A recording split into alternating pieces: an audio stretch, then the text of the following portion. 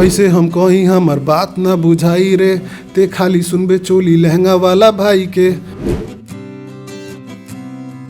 तुम खाली चोली लहंगा ही सुनोगे, हम लोग नहीं सुनने वाले, तो वही लोगों की थोड़ी सोच चेंज करने में लगा हूँ। हम गाइला ना केहू के ही सुनाई दे, हमनी के मेहनत ना केहू के ही दिखाई दे।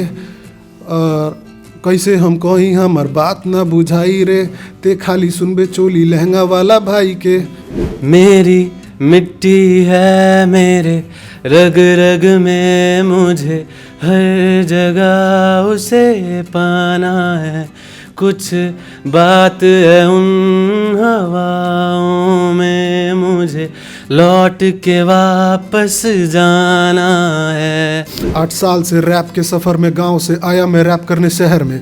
छपरा बिहार के छोटे से गांव का लड़का मैं, उस जगह से जहां रैप का आर नहीं पता, लोग सुनते हैं लहंगा मेरे ही बगल में। फिर भी न मानूंगा हार, न गाने बनाऊंगा मैं किसी कमर पे। ताकि बिहार में रैपर्स भी होंगे ये भी ना सोचा था किसी ने कभी। मैं तब से कर रहा रैप जब वहाँ पे होती थी स्टूडियो की कमी। हालात अब थोड़े बेहतर और रैपर्स की संख्या पहले से बढ़ी। हमें भी चाहिए सपोर्ट, पर अपने ही लोगों में सुनने की कमी।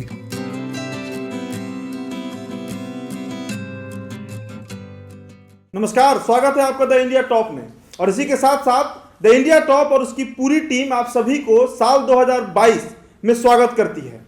हम ये उम्मीद करते हैं कि जिस तरह आपने पिछले 4 महीने में हमें अपना प्यार दिया है, जिस तरह आपने हमारे वीडियो को शेयर किया, अपने ओपिनियंस रखे हमारे कमेंट बॉक्स में, वो सिलसिला जो है वो जारी रहेगा। अब इस साल की शुरुआत हम करने जा रहे हैं और बिहार से संबंधित ही हमारा कंटेंट होगा। बिहार में राजनीतिक कंटेंट को हम आपके सामने हमेशा रखते रहे हैं, सामाजिक कंटेंट भी आया है आपके सामने, लेकिन आज जिस विषय पर हम बात करेंगे, आपने द इंडिया टॉप पर विभुनंदन सिंह का इंटरव्यू देखा, आपने द इंडिया टॉप पर विश्वजीत प्रताप सिंह, जिनका मगधी बॉयज पेज है, उनका भी इंटरव्यू देखा। अब बिहारी नंबर 1 जो कि विभुनंदन सिंह का अपना पेज है, अपना चैनल है, उस पर रैपर माही के गाने आपने खूब सुने होंगे। रैपर माही इनका नाम है, नाम वैसे इनका अमन शर्मा है। बिहार के मूलतः रहने वाले हैं, छपरा जिला के निवासी हैं, पैतृक और छपरा ही में ना है। और मेरे बाएं तरफ जो व्यक्ति बैठे हैं, इनका नाम ऋषभ कुमार है। पूर्वांचल क्षेत्र से ही आते हैं, भोजपुरिया हैं, इलाहाबाद के रहने वाले हैं। कई तरह के हमारे सवाल होंगे। हमारा चर्चा जो है वो इसी बात पर केंद्रित होगा कि बिहार में जहां फोक का कल्चर रहा है, लोक संगीत, लोक नृत्य का कल्चर रहा है, वहां पर पंजाब से जो रैप का कल्चर उठा, वो यहां तक कैसे पहुंचा। शुरुआत यही लोग किए हैं, इनकी पूरी टीम हमारे साथ मौजूद है। लेकिन ये 2 लोग जिनका गाना अभी 2 दिन पहले रिलीज हुआ है, 28 तारीख को रिलीज हुआ है, 28 तारीख को रिलीज हुआ है, उस पर भी हम चर्चा करेंगे। शुरुआत करते हैं अमन शर्मा से, जिनका नाम रैपर माही है। मुझे आज ही पता चला कि इनका नाम रैपर माही है। माही जी, क्या कहना है, पहले बताइए कि बचपन से आप किनके किनके गीत सुने, भोजपुर की बात करें और बिहार की बात करें तो? सबसे पहले तो thank you so much the India top में मुझे इनवाइट करने के लिए जी। और सवाल का जवाब ऐसे दूंगा कि बचपन में मैं गांव में ही रहता था, छपरा में, माजी में मेरा गांव है। और जैसा कि मेरे टाइम पे पवन सिंह फेमस हुए थे, तो मैं उन्हीं गाने सुनता था। और सरस्वती शिशु विद्या मंदिर में पढ़ता था, तो वहाँ पे देशभक्ति, जब जैसे 15 अगस्त और 26 जनवरी को जो देशभक्ति वाले गाने होते थे, वो मैं गाता था स्कूल में। फिर वहाँ से, जैसे कि मैं आर्मी बैकग्राउंड से हूँ, अच्छा, तो मेरे पापा की पोस्टिंग आ गई इलाहाबाद, तो हम लोग वहाँ शिफ्ट हो गए। और फिर वहाँ जाके जब बड़े हुए धीरे धीरे, तो रैप कल्चर और रैप के बारे में पता चला। और वैसे मैं क्रिकेटर था, क्रिकेट सीखता था, लेकिन छूट गया, नहीं कंटिन्यू कर पाया उस चीज़ को, फैमिली सपोर्ट की वजह से, और भी चीज़ें थी। फिर उस टाइम नया नया हनी सिंह, रफ्तार, ये लोग आए थे, तो इनका गाना सुना और उनसे इंस्पायर होके मैंने खुद से लिखना स्टार्ट किया। और धीरे धीरे करते उस पर हम आते हैं माही। लेकिन सवाल है कि आपने शारदा सिन्हा के गाने सुने, क्या आपने भरत शर्मा के गाने सुने? भरत शर्मा जी के सुने थे, और शारदा सिन्हा जी के मैंने वो छठ वाले गाने सुने थे। हाँ, बचपन में, बट उतना दिमाग नहीं था कि पहचान पाऊँ किसी को। अभी बड़े हो गए तब हमने जाना उन लोगों की, वो लोग क्या हैं, कैसे हैं, क्या करते हैं। तो हाँ, सुने। भोजपुरी बोल लेते हैं? बहुत बढ़िया से बोले नहीं। हाँ, बोल लेते हैं भोजपुरी, ठीक है। अब इन पर आ जाते हैं। ऋषभ नाम है आपका जी। पैतृक आवास कहाँ पड़ेगा? पैतृक आवास मतलब गांव कहाँ पड़ेगा आपका? गांव मेरा है कौशाम्बी। प्रॉपर यूपी के रहने वाले हैं। भोजपुरी आती है? नहीं, भोजपुरी नहीं आती है, ठीक है। अब बताइए, आप जिस भी क्षेत्र के हैं, वो क्षेत्र भी लोक संगीत ही बजाता है, गाता है। रैप करने का जो आप लोग का रैप आता है, इसका कॉन्सेप्ट आया कहाँ से? इसका कॉन्सेप्ट मेरी लाइफ में इस तरीके से आया कि मैं जब भैया से मिला, क्योंकि मैं इंडियन क्लासिकल म्यूज़िक सीखने वाला बच्चा हूँ, मुझे रैप से उतना कनेक्शन नहीं था मेरा। जब स्कूल लाइफ में भैया को मैं सुनता था, फिर धीरे धीरे बाहर आके कनेक्शन बना कि कैसे ये चीज़ें होती। मुझे भी स्टूडियो में जाना था, सीखना था और चीज़ें करनी थी, तो भैया के साथ ही इनकी टीम और तो इन्होंने बहुत ज़्यादा सपोर्ट किया मुझे कि तुम भी आओ, साथ में कुछ करेंगे, देखेंगे। इन्होंने मेरा टैलेंट देखा, पहचाना, फिर उसके बाद साथ में ही धीरे धीरे करके अब मैं इनके साथ ही परफॉर्म करने लगा हूँ, गाने इनके साथ ही इनके गाने लगा हूँ, गा रहे हैं। ठीक है माही, अब देखिए सवाल ये रहेगा कि जनता कितना प्यार दे रही है ये सवाल नहीं है, आपका कितना व्यूज जा रहा है वो सवाल नहीं है, क्योंकि बिहार के अभी डीएनए में रैप आया नहीं है। बिहार में अगर आप लोग इंट्रोड्यूस कर रहे हैं रैप को, ये बहुत बड़ा रिस्क है। एक कलाकार होने के नाते बिहार में क्या स्कोप आप देखते हैं एक कलाकार के सर्वाइवल का? जितने भी कलाकार हुए, शत्रुघ्न सिन्हा से लेकर शेखर सुमन से लेकर और आज के पंकज त्रिपाठी, मनोज बाजपेयी तक बिहार छोड़ चुके हैं। बिहार की जनता कितना प्यार दे रही है, कितना सर्वाइवल का चांस लग रहा है ये रैप गाकर बिहार में? मेरे पॉइंट ऑफ व्यू से भैया 50-50% चांस है। मतलब जिसमें दम है और जो मतलब वो चीज़ें हैंडल कर सकता है, प्रेशर कि हाँ भाई व्यूज़ नहीं आ रहे लेकिन फिर भी काम करूँगा, वही कर सकता है। क्योंकि यहाँ पे बहुत मुश्किल है किसी को रैप सुनाना। मेरा अभी कुछ हफ्तों पहले मेरा गाना आया था जो बिहार के रैपर्स के ऊपर था, तो मैंने यही बोला था कि बिहार में रैपर्स भी होंगे ये भी ना सोचा था किसी ने कभी। मैं तब से कर रहा रैप जब वहाँ पे होती थी स्टूडियो की कमी। हालात अब थोड़े बेहतर और रैपर्स की संख्या पहले से बढ़ी, हमें भी चाहिए सपोर्ट पर अपने ही लोगों में सुनने की कमी। तो अभी सुनने वाले कम है क्योंकि हम जिस स्टेट में हैं वहाँ पे भोजपुरी संगीत जो है, गाना है, वो बहुत ज़्यादा फैला हुआ है, हाँ डोमिनेंट है। और वहाँ पे आप जाके रैप सुनाओ किसी को तो सुनेगा लेकिन उस पर कोई रिएक्ट नहीं करेगा, बोला हाँ ठीक है। और उस गाने से पहले एक स्टोरी डाली थी वीडियो में मैंने, जहाँ वो मेरी पर्सनल स्टोरी है। मेरे ही गांव के मेरे एक बड़े भैया थे, उन्होंने बोला कि भाई तू रैप तो बहुत अच्छा करेला लेकिन ये बिहार में ना चली, तू ठीक ठाक दिखेला, लंबा चौड़ा बड़ा, तू बोलवा था तू भोजपुरी फिल्म में हम तार कुछ करवा दे, रैप ना चली। तो मैंने उसी को लेके फिर गाना बना दिया। क्यों नहीं चलेगा, और चलाएंगे, कोई किसी को ना किसी को तो लाना पड़ेगा, स्टार्ट करना पड़ेगा। तो वही बोल रहा हूँ, अगर जो झेल सकता है कि हाँ भाई अभी मेरे को रिजल्ट नहीं मिल रहा फिर भी मेरे को करना है, वही कर सकता है। आगे चल के मुझे नहीं पता यहाँ पे क्या होगा, लेकिन अब मैं रिजल्ट देख रहा हूँ, धीरे धीरे रैपर्स आ रहे हैं, गांव से भी लड़के आके पटना में यहाँ बहुत सारा हिप हॉप सीन ग्रो हो गया है। तो वही चीज़ है, जो करना चाहता हूँ कर लेगा। ग्रो हो गया है अमन, लेकिन सवाल ये है कि बिहार में जब सुशांत सिंह राजपूत की मौत हुई थी उसमें फिल्म इंडस्ट्री की मांग उठी थी, पूर्वांचल फिल्म इंडस्ट्री करके ट्रेंड भी कराया था लोग। जिस राज्य में आज तक क्रिकेट को लेकर मान्यता नहीं मिली, जिस राज्य में एक ऐसा संस्था नहीं है जहां पर एक्टिंग सिखाई जाए, संगीत सिखाई जाए, आज भी अगर बिहार के बच्चे को सीखना होता है संगीत तो एकमात्र एक यूनिवर्सिटी है प्रयागराज ही है। पूरे बिहार में कहीं नहीं मिलेगा जहां पर आप हारमोनियम या तबला औपचारिक तरीके से सीख सकिए। उस राज्य में रैप का सर्वाइवल आप कहाँ देखते हैं? भैया बहुत कम है, बहुत ज़्यादा ही कम है। अगर मैं बिहार से बाहर नहीं होता तो शायद मैं भी आपके साथ नहीं बैठा होता। मुझे इतना मैं कंफर्म बोल सकता हूँ कि हाँ अगर मैं बिहार में रहता तो मैं शायद नहीं कर पाता। मेरे करने से पहले छोड़िए, मैं अपने घर वालों को नहीं बता पाता कि ये क्या कर रहा हूँ मैं, लोगों को नहीं पता कि ये क्या कर रहा हूँ मैं, तो वो कम है, नहीं हो पाएगा यहाँ पे। और अब मेरे से लोग मिलते हैं कि भैया यहाँ रिसोर्सेज की कमी है, तो मैं बोलता हूँ हाँ भाई वो तो है, लेकिन खुद से जुगाड़ना पड़ेगा हम लोगों को। क्योंकि जब मैं स्टार्ट किया था तो मैं लकी था कि मैं एक शहर में रह रहा था जहाँ पे स्टूडियो थे, वहाँ पे भी कम थे लेकिन थे, कर लेता था जी। लेकिन अब देख रहा हूँ यहाँ पे भी लोग आ रहे हैं, देख रहे हैं, लेकिन हाँ अभी भी बहुत मुश्किल है, बहुत मुश्किल है। आपके इलाहाबाद में ये कितना आसान लगा कि आप इनके साथ एसोसिएट कर गए?